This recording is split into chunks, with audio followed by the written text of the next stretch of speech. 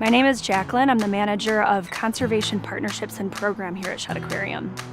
One of the biggest threats to our rivers, lakes, and oceans today is plastic pollution. We find a lot of single-use plastics in the water, and this is a big threat to animals. They can accidentally become entangled in it, they can swallow it or eat it, and if an animal eats plastic, it can make their stomach feel full, so they actually stop eating and they can starve to death that way. So single-use plastics are things like soda bottles, water bottles, plastic packaging, things that are only used one time and then tossed out. But when we throw it away, where does it go? It ends up in a landfill, or it may end up in the environment or in the water, lakes, rivers, and those single-use plastics can be a detriment to animals. Since plastic never actually biodegrades, it remains in the environment for hundreds of years as toxic microparticles and can be consumed by animals at all levels of the food web.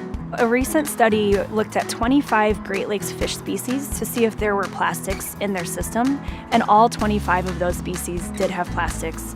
Single-use plastics are not a new threat to healthy water.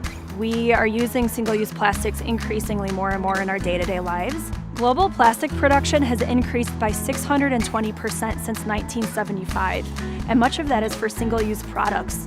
An important thing that we can do is practice the 4 R's. That's reduce, reuse, recycle, and refuse. You can actually turn down single-use plastics. As consumers, we have a lot of power. We can bring reusable materials to use in our daily lives. We can bring reusable bags and water bottles, and we can really show companies what's important to us. You can be part of it. You can be part of the solution and help to improve this situation. So about 80% of plastic that ends up in water, whether it's in the rivers, lakes, or oceans, comes from the land and is carried into our water systems and can really accumulate there. And so in the oceans, we can end up with these huge masses of plastics. The most well-known is the Great Pacific Garbage Patch, which is thought to be even larger than the state of Texas. However, it's difficult to estimate the size since it's a huge area and the marine debris is constantly moving with ocean currents. This is also why it's so challenging to remove the pieces of garbage from the ocean.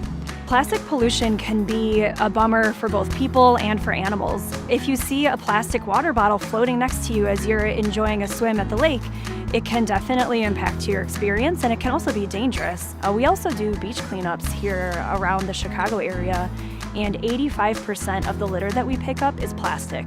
Shedd has done a lot to reduce our use of single-use plastic right here for our visitors and for our staff.